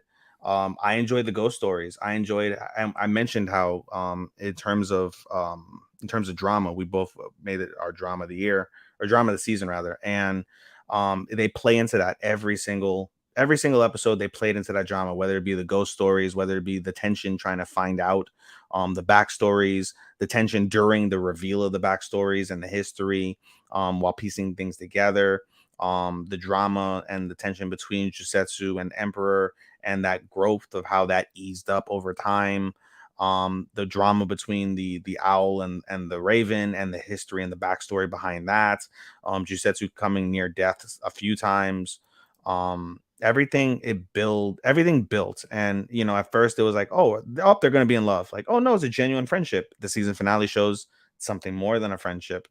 The way that Jusetsu grows, especially in that arc where she is used to what she was taught to, being alone, being lonely, not depending on anybody. And then slowly, as the ghost stories in the season were going, she would gain somebody. She gained a eunuch. She gained the lady in waiting. She gained the little boy. She gained the second eunuch. Come here, little boy. Yeah, but she made her own family. She made her own network of people that she can depend on. And one of the strongest things about the show was, and I believe it is in episode 10, or episode 9, when when Jusetsu finally admits, like, hey, the owl is this person, the owl is here to kill me, I need to face this. And the emperor is like, dude, you're a 16-year-old girl, it's okay to depend on people. Like, I get that you're strong, and you are strong, but at the same time, you're human, and it's okay to rely on people when you need them. Also, the fact of all she went through, the persecution, the fact that she got, like, her entire clan, including her mother, were killed simply because they had white hair, because of some sort of fucking personal issue the previous emperor had. Yeah. Again, the musical composition, fantastic. The animation, very crisp, very enjoyable. Trying to think of what else I really liked about the series. Yeah, I enjoy Jusetsu's quirky nature as well. She's very, like, she can be tsundere a little bit in some of the things that she does, but she does it in a cute way, where when Akari does it, it can be like, bitch, what are you doing? Like, it gets a little annoying. I never felt it's a annoying. friendship, and she didn't take it too far. Just more of the pouting type, Yeah, it was cute when she pouted. Or like I never really have friends, so how do I act? Yeah, and that's also very unique, where people want to grow close to her. Oh, it's right. the cat. I thought there was somebody knocking on the door. It's just the cat taking up shit. Okay. Yeah. Anyway, yeah, so I enjoyed it for all those aspects. I pray that there's a season 2, because this was another one of my surprises. This was my number 3 surprise of the season. Number 6, do it yourself. Okay. I get a lot of fun. I talked about it enough. If you're into that slice of life genre, this is the one to go to. Yep. Especially for this year. I loved it. A lot of fun. Again, animations are different, but it's not like one of those like, oh, it has to be the colorful, the shade of it. No, just like nice simple colors. It works. Yeah. And again, I love the characters. Drop a code, put in. That's how Play It Cool Guys is. It's very, like, simple and simply animated, simple colors, all cool colors. And yeah, and the characters were enough to like make it want to keep watching. Yeah. If I was into that type of stuff, I definitely would watch it. Yeah, I think you would have enjoyed this. To me, it doesn't really serve a purpose to me, though. Like, I get the story from what you've told me, but, like, there's no real, like, grandiose finale in that aspect. You know, there's nothing that is truly achieved other than like cool friendships, good friendships. I think you would like it more for the character base more than the actual story base. I mean, I like characters that make me laugh, or characters that make me go, "Oh fuck," or characters that make me cry. Those are the three, and I don't think I would have gotten that nearly as much from those No, characters. no, fair. That's why I don't really like get into those type of like simple, like, you know, like the what's it called, like the fishing one that you done. There's one of them. There's one that Patrice used to always watch. Um, is it Kuma Bear? It might be Kuma Bear. Maybe. Yeah, he watches. He reads that a lot and has watched it. So stuff like that. Like I get it. It's got its place. It sounds like relaxing and simple, but I like to feel more. I love to feel Right. or think more when I watch my animes. Okay, that's fair. I can respect that. Hmm. Number 5. JoJo Okay. had it at number 5 at JoJo. Again, as we've mentioned, the weirdest aspect of JoJo, or weirdest adventure of JoJo that has ever been animated. JoJo is JoJo at the end of the day. You're gonna get the comedy, you're gonna get the what the fuck is going on, you're gonna get the unique animation. It is very unique in terms of the grand scheme of anime, in terms of how they do it. You're gonna get the little bit of annoyance, like, oh, you thought I was gonna do this, but I was one step ahead of you because you thought about this a week ago, but I thought about this 2 weeks ago. And these long explanations, the unnecessary explanations of how their stand works, and it ends up, you know, coming back, like those things, like, you know, kind of like, really, dude. But that's just JoJo. And again, Pucci was the antagonist of the season for us. He was a glorious antagonist. The stands and their powers were off the chain, some of the best ones. And what I was going to mention when we were talking about JoJo earlier in part 1 was Jolene, and I mentioned this in the group chat. Jolene is not the most powerful protagonist in JoJo, not by No. any stretch of the imagination. Yeah, But her stand is more of a support type, if we're being honest. it is, but she is one of the most badass characters Yeah, of the protagonist. just like her father. So badass. She is top 3 badass. Like, if you're gonna say like Jotaro's 1, Giorno's 2, I could probably put Jolene as number 3 in terms of being badass. Unless you want to put Joseph up there. Well, Joseph was more cunning than badass. Yeah, like Jolene to me is just pure badass. Like, she's fucking dope. Down as fuck. Like, she's like, yup, we're gonna fucking do it. But learn to be considerate. Yeah. What else did I like about JoJo that put it at 5? It's just a lot of action, like I said. Like, and again, the ending is just so weird. If the ending would have been more clear, I probably would have put it at 4. But yeah, still, it was solid. I enjoyed it very much. I've come to appreciate JoJo. There was none of that weird shit that we saw compared to part 5, where you had fucking dancing guys on a boat. No, I love that scene. Shut the fuck up. I do not. I hate Torture it. dance was great. The torture dance was the very first scene I ever saw of JoJo. And I saw it and I was like, I will never watch JoJo ever. And then we got, because I was part of the group, I felt like because if you're an admin of the group, you have to watch JoJo. I think that's like the Angel's number 1 requirement. So I ended up getting roped into watching JoJo when I had some time. It took me a while to finish it, but I did finish. I'm now caught up and I don't regret it. All right, very good. My 5 is also in JoJo. All right. I think So this we had 9. No, we had we had 9, 8, and 5, and 11. Yeah. Okay. Yeah. No. This is probably like my favorite ending per se in the season. Like how it ended was, again, with Emporio still got that happy ending ish. Not really, but still, he was the only survivor. He's also the only person now that has 2 stands. For now. Yeah. I was saying, did he have a stand or was he just? Yeah, he had the ghost. Oh, right. Okay. Where he had hid shit in his body. Okay, that's right. Okay, because that's where the computer's from. Yeah, that's where the computer pops up in his fucking hand. Yeah. Okay, I wish they explained more in detail of Pucci's ambition and goals of how he's resetting the world, like how it was like that. It was more explained more in the manga. Oh, was it like a conversation with him and Dio, or was it his own sermonization? It was more of him and Jolene. Mm. Like she like screamed like, "Why do you want to reset the world?" type of thing. It happened during the battle in Cape Canaveral. Yeah, it happened during the battles. Yeah. Okay. Yeah, so stuff like that. I feel like the Made in Heaven fight was a little too quick. It felt rushed. I kind of want to see a little more of him, but I get that fact he's really that powerful and that fast, more Yeah. fast than Star Platinum. Yeah, I mean, honestly, I was kind of like, I don't like seeing so like overwhelmingly powerful stands like that, but at the same time, because you don't see it that often, and the way that it was done, it was perfectly fine. Right. I guess just a little bit more, even if it's not too much. Mm-hmm. And the fact that it didn't come out at all with the Emporio fight. Yeah, I mean, even Dio with he had trouble in various aspects through his battles, and Pucci didn't have hardly any. Yeah. But no, but with part 3, it was very solid. It was a nice ending to it. Mm-hmm. If for some reason they never made any more JoJo, I think I'd be okay with it. Like right there. And it makes sense. Yeah, it makes sense. Yeah, It's a reset. It's a reset. It's that even if they didn't do Steel Ball Run, all that, like this is like the story's over. Stuff with Dio's gone, Joestar's gone. That's it. Yeah, the world moves on.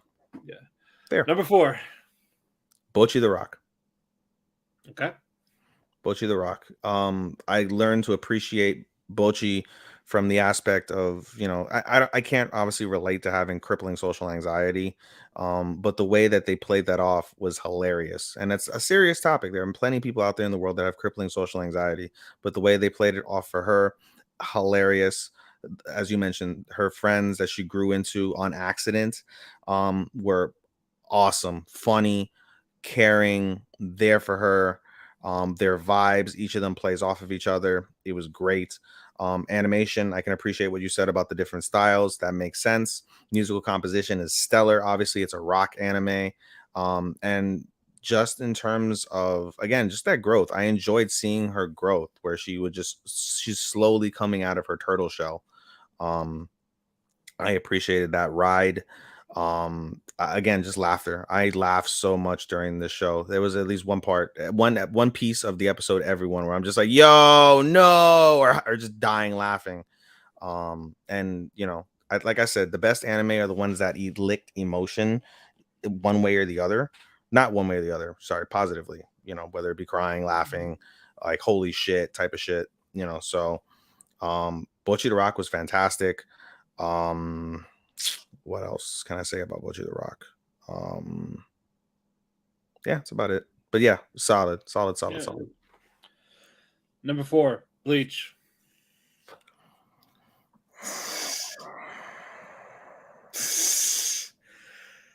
Hey, I didn't get mad at you when you said you're 4. Again, to me, it's still Bleach, but I know there's gonna be more for this arc. It's just more I don't want to put all my eggs in that one basket. That's because it got a bigger budget, and again, it's for the nostalgia. Like again, How Can I Miss You Won't Go Away. Again, I wasn't the biggest fan of Bleach. It was just okay, and I still watched it. I still finished it. I feel like I deserve. Bleach was the second. See, for me, when I started watching anime full time in 2018, Bleach was the second anime I watched after Naruto. So. Again, I watched it when it came out. It was on Adult Swim and Tsunami. It's one of those I want to know what happened. Like I wasn't my favorite thing. I would still like to know what happened next. Mm-hmm. It was just that type of aspect. It's just more. There's nothing bad about it. I enjoyed it a lot. It's just more. I know there is more to come. It's just a great setup.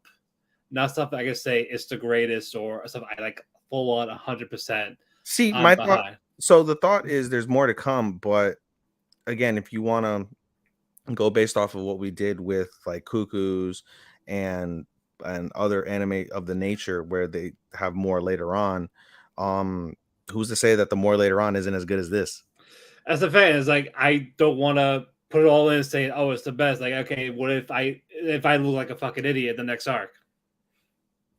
I don't want that type of fans. It's more of I like the setup of it. I know it's going to lead to more. I know there is more they could do. But I mean, if that's the case, then that's for a bunch. Like that's for a bunch of them. Like Demon Slayer, there's more to come in Demon Slayer. Like, You know, there's more to come in Abyss. But I'm saying the whole arc is just the Blood War. The whole thing instead of just a few set of episodes. I'll talk about just this arc. It's still fine. I still enjoy it. It doesn't mean it's bad. There's nothing bad about it. I'm just also at the same time. I'm not gonna just wipe away years of mediocrity just because it got a nicer budget. At the same time.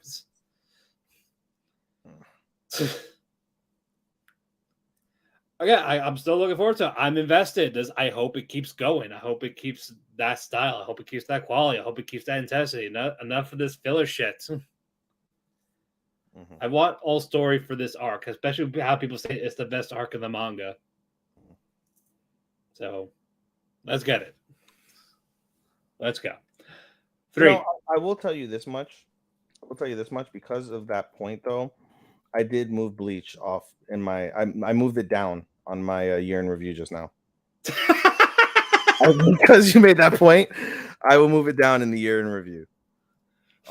Sorry. I mean, let me see something real quick before I move on to my number 3. Hell,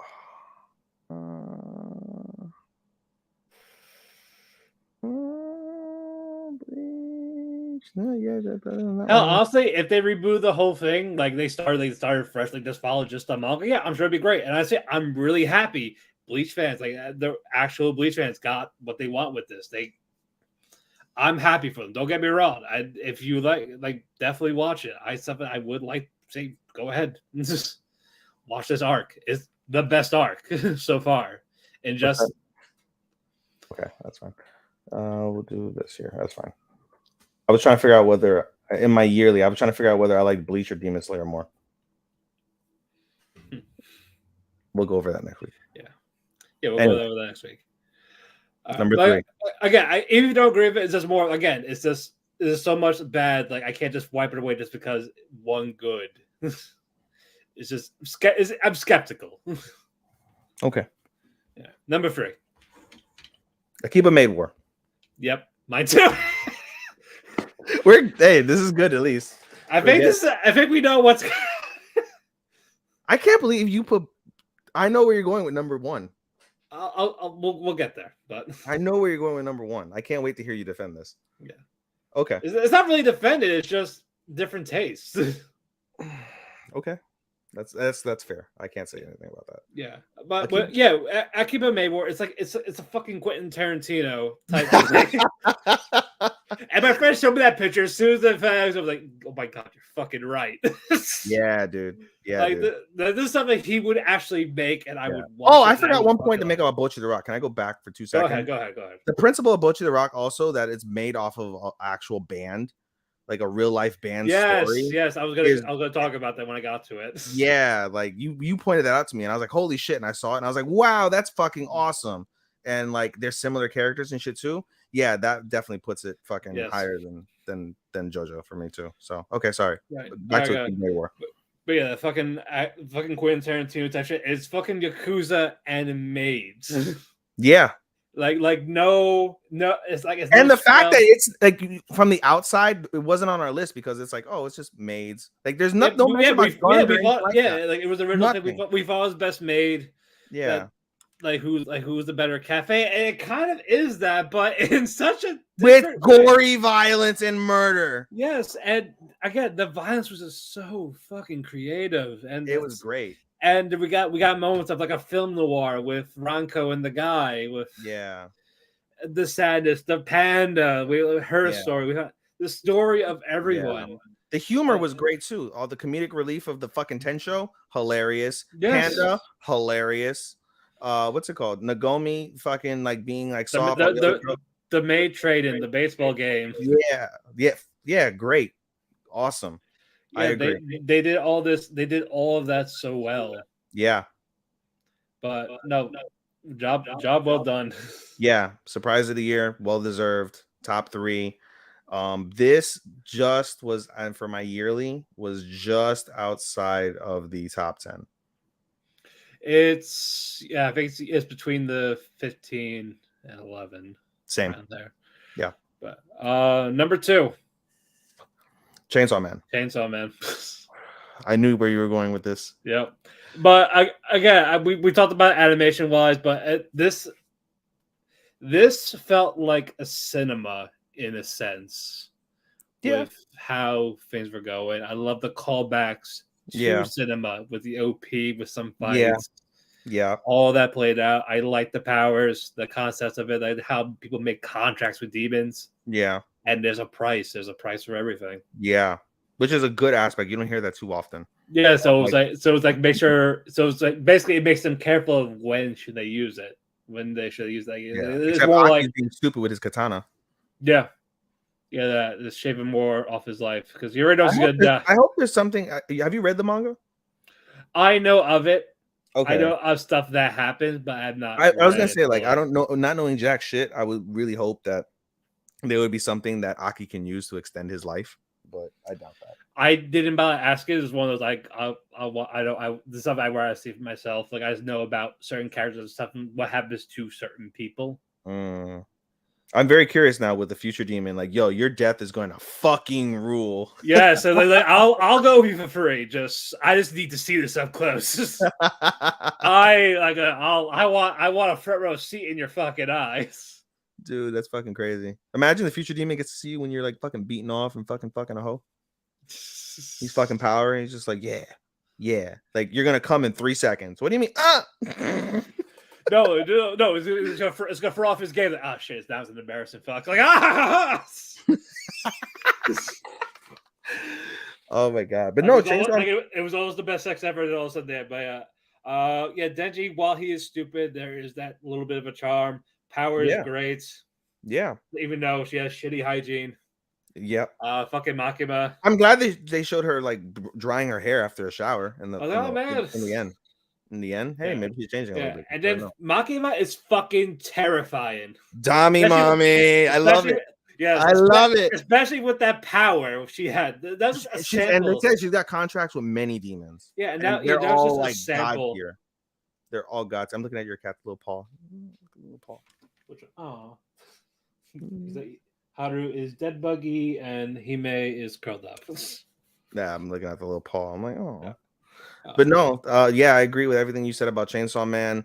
And you know, just the thing that sets it apart from all these other anime is just the fact that it's really adult oriented. You know, the cursing, the gore, sex-ish. Yeah, the sex appeal. It sets it apart from that standpoint. And was this a TVMA anime or was this TV-14? I will let you know. I know it's a shonen, so that usually falls. I think it's a 14. I think it's TV-14 because of that aspect. It's 17. Is it 17? Yeah, R17. It's not to the point where they give very few of them will they give the viewer discretion as advised. Normally they save those for like really horrible scenes. Like, you know, like where they had it in like Sword Art Online with the rape scene and things of that nature. That was the first time I ever saw it. And I was like, what the fuck?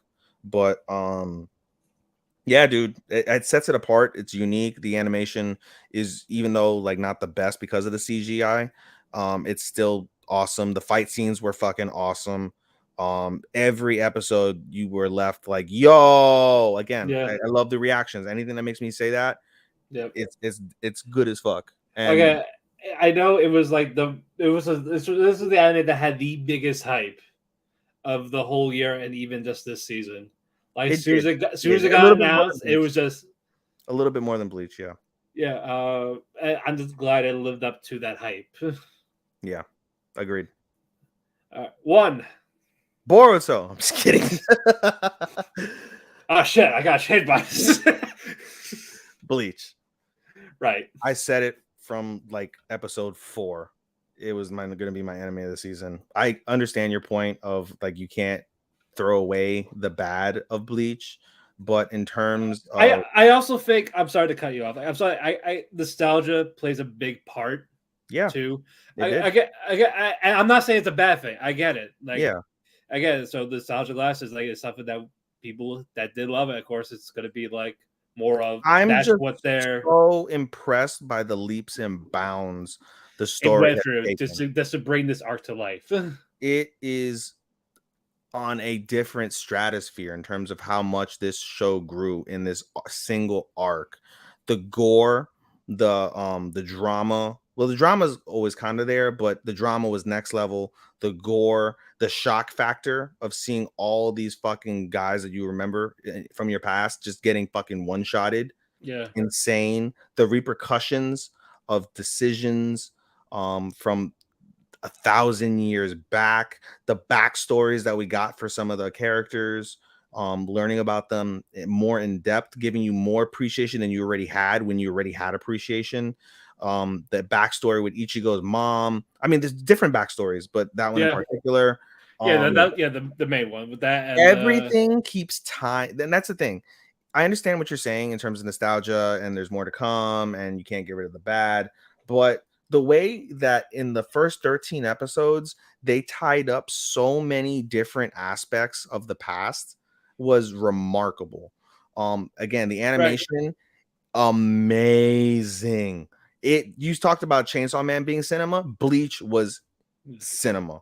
Bleach was cinema quality every single episode.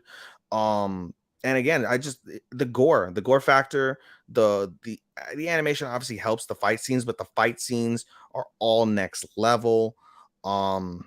It was remarkable. Every episode was remarkable. Again, whether it would be the fight, whether it be the tie-in, whether it be the character growth. We're still getting character growth even after all this time. It's amazing, absolutely amazing. Honestly, if it wasn't Bleach, I would still keep Chainsaw 2 and I would put Maid War number 1 if it wasn't for how stupendous Bleach was for me. As if like these like last three, they were like that equal. I had a hard time like put it in the order. And it's just more of I just like these a little bit better. Yeah. Originally I had Bleach as either between 3 and 2.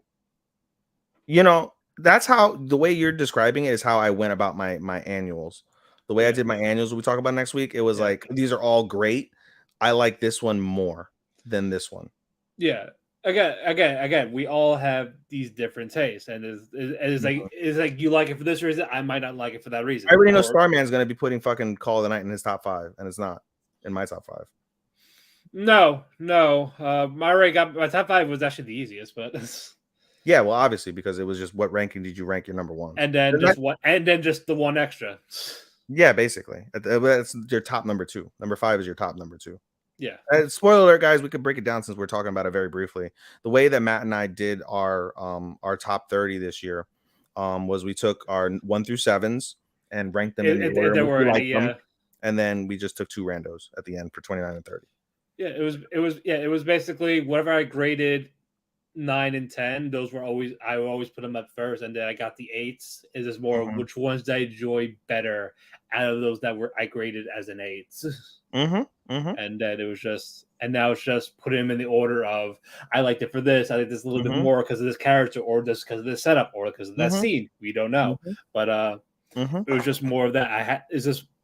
But with how I have it, I'm as of right now, I am confident in it because almost all of them are basically 4 and up. Yeah, literally. Well, I mean, I was gonna say that stat for next week, but literally my I haven't graded Gundam. I want to say it's a 4. I don't see it going higher than a 4 for me. It's not gonna get higher than a 4, no doubt. But I don't whether it's a 3 or a 4. I haven't decided that yet. So for me, 1 through 28.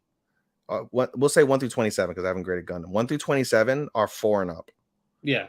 For me, makes sense because we have more that were like they're left out, which is more what we like better. 1 through 11 for me are 5s. I believe there are 5s. 11 up are like 5s. 11 up are 5. Yeah, I think 17. Or sorry, I'm sorry, maybe 20 are like 4.5. Well, I just did 5, 4, 3. I mean, if we're gonna do halves, but I'm saying like instead of like if I'm gonna do halves, then I'm gonna rearrange this again. But yeah, but we're not doing our grades when we do the thing. It's just what we like better, what we like the best. Alrighty, all right. Number 1, Peter Grill. Leave chat. Goodbye. Yeah, Lee chat, goodbye. This Ali guy that did a random nothing, he's your new house. No, it's Bochi the Rock for me. I enjoyed it a lot more than I expected to. Originally, this was gonna stay as a 5. I did not expect it to even like climb up for me. It's You also gave Bochi the Rock a 5 as a whole. no. I was good. I was no. It was just, I gave it a 5 as well, but I expected to be just number 5. I didn't expect it. I feel like it was just gonna stay there. I don't recall you telling me that Bochi the Rock was a 5. I said 5 when we did the grade. Did you? Yeah. Okay. Yeah. No, but it was gonna be in 5th place for me. Like, again, like when we read it, we didn't expect much of it. We thought it was gonna be like an average music anime. Comedy. I thought it was gonna be a good music anime and an average comedy. Yeah, but it blew those expectations away, and with Bochi, yeah, there's a lot of relatability with when I have social anxiety. I 100% relate to it. It's part of how I felt when I had that mostly in my depression years. So this makes sense. This makes sense why it's number 1, because now you can personally relate to a personal story. Okay, that makes more sense for me why you would rate this above anything. Yeah, I understand. If you didn't have this, I'd be like, you're fucking stupid. But, okay, gee, thanks. But just putting that aside, like I didn't feel bad about it. Like I didn't lose self-confidence in this type of thing. It was just more of, it's just a normal thing. I know people eventually get through it. I eventually got through it. It's just something here and there. But it's mostly I just don't like people that much. Just type of thing. And it's just I felt joy. I smiled in this. I like while Urumishii was like flat out comedy, like dirty type of thing, like relatability as an adult. Just the comedy of this was just genuine. You know, honestly, doing the annuals, like it makes me appreciate last year's annuals a little bit more in some aspects. Right. I was like, I wish we had an Urumishii on Nissan on this. Yeah, no, but I like the more genuine, wholesome type comedy of this, of how it played out, and I loved how the characters were. Like I like that every episode kept growing a bit, whether it's a humor or Bochi slowly coming out of her shell, and just her little mental dilemmas in her head. Like I get that, I've been there. It's just the relatability of it. You want to root for them. I like the pacing, the charm, how animation would flow with it. Music is great on top of it. I like they found the right balance of music, comedy, slice of life into that. Like, I never got bored. I never said I hated an episode. I never thought, this episode's okay. It's just genuinely enjoyed it all throughout, top to bottom. And if we do not get a season 2, I am not gonna be sad. Like I am content. You can't get a new guitar and not have a season 2. Wait, what? You can't get a new guitar and not have a season 2. I know, but say if for some reason they decide not to, but I feel like they will with how much they make in sales. There's definitely going to be a season 2. But if it's something that was just that's it, I'd be okay with it. But again, I relate to this more than you. I saw it a little bit more differently than you, and I get you're great for it. I don't get me wrong. And it's just more of it's just how I saw it. Whether it's like I'm not the guitarist type of thing, but it's just more of how you were, that type of thing, that anxiety. It sucks. And I know people go through it, and that just it made me feel better about it. So that's why it's number 1 for me. That makes sense. Now you got me thinking about some of these fucking things that I'm doing. I'm like, all right, let me start rearranging shit. My yearly. I've rearranged 3 things already. Awesome. Does that make sense now? Is it all good? Yeah, no, I understand now. That, I can't disagree with that. If that's, if you feel that personally about it from that standpoint, then I can't really argue that much. So, yeah. Again, if it was just even if it was relatable, the fact that they executed it well. If it was just something that was just average, like not really put effort into it, I probably would have been like, maybe like a 3. That type of thing. It's just it was. I feel like it was just made with love, with what they wanted to do, and Yeah, I felt that when it was over. And so with that main story, or I'm sorry, with the real life story, did the main antagonist or the main person in that band have that type of social anxiety, or is that just? I think so. I never looked up the actual band itself, but wouldn't surprise me. Well, the band is also the one that does the musical composition as well. Right. Yeah, so I don't know. It could be. I don't know. I know you're usually private about that type of stuff, unless unless someone's having an affair. That's all public. They don't let you know. Yeah, if you're a celebrity in Japan, don't do anything. Yeah, don't cheat. You're fucked. Yeah, no, just do whatever your agent says. Goes. Don't Just do ask anything else. Kraken. Don't eat. And then you end up with fucking people like having fucking what's it called? Taking time off due to health issues. Right. Alrighty, but yeah, I am satisfied with my seasonal picks. I am as well, and we were close on a lot of them. We did, yeah, and again, I understand yours. Yeah, on some of them. we literally. I'm over here looking at spring now. We literally got 9, 8, 5, 3, 2, and then we switched our 1 and 4s. Yeah, basically. We were damn near close on 10 and 11 as well. All right, Ethan. Before we get out of here, what's your winter list? I have to pull it up. Give me a moment. My session expired. That's how long it's been since I've been on here. Browse anime. Oh, God, that's gonna just reading it out loud hurts me. So, like I said, I picked up Cool Guys. Cool Guys. What the fuck? Play It Cool Guys. I picked the Play It Cool Guys. It's a short, so that'll help. It's only 11 minutes. Yeah, you can do that. That's right. Like, you do it at work on your break or something.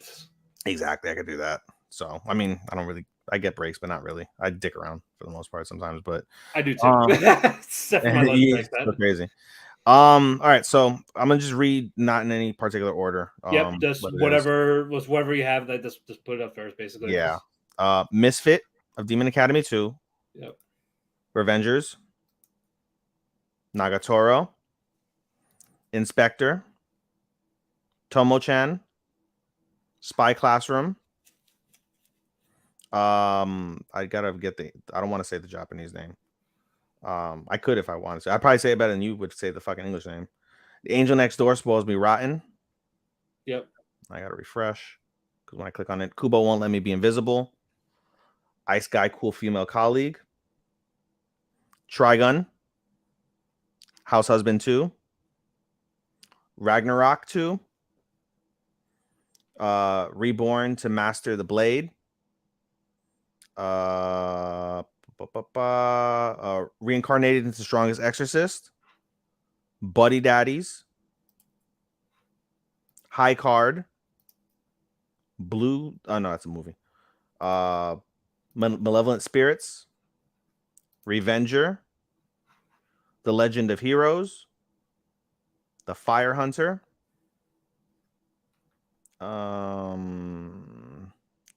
Technoroid. And I think that's it. And then our 4 continuals. Yep. Of course, I got my continuals as well. House Husband Season 2. Record of Ragnarok Season 2, but I might drop that depending on how they fuck up this next fight. Junji Ito Maniac or Japanese Tales of the Macabre. That's going to be on Netflix January 19th. So my question also is, before you continue, how many of these are I know Ragnarok and House Husband are. House Husband's easy to watch. Ragnarok, they're a little bit longer, even though they're not as many episodes. So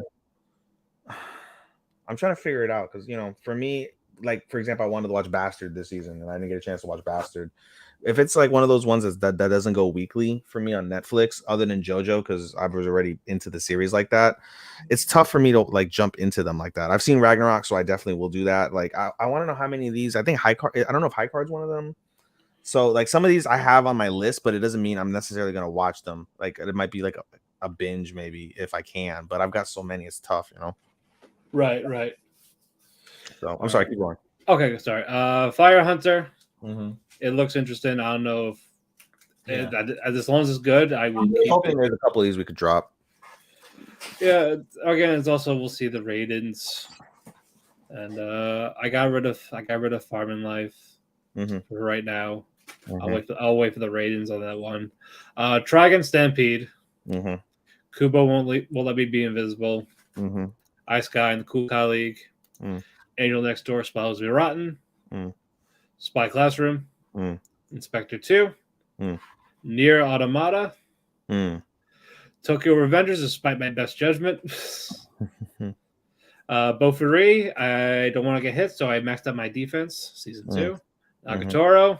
Mm-hmm. Misfit Demon Kid Academy. Mm-hmm. And hold on. And finally, Vinland Saga Season 2. Mm. We have a lot of shareds, which will help. Yeah, that does help. Some might get dropped. Some also Buddy Daddies. I'm sorry. Mm. So I'm trying to, and you said you're not picking up Tomo-chan.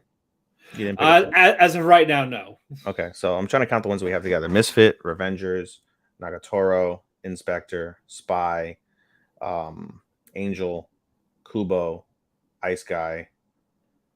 That's 8 already. Trigun, House Husband, Ragnarok. You're not doing Reborn Master. No. You're not doing Reincarnated. Mm-mm. Buddy Daddies. You're not doing Malevolent Spirits. You're not doing High Card. No, Revenger. and I was I'm not. I was debating on that Fire Hunter. that one, that 8 million yen or whatever. Oh yeah, 80,000 gold. I thought about it. Yeah, but it's just like, I'll wait. So we're at 13, I believe, shareds. Okay. Also, Kyoto Animation is finally producing a series after the fire, like an actual anime series, not a movie or anything. Oh, I was gonna say it because they did Violet Evergarden.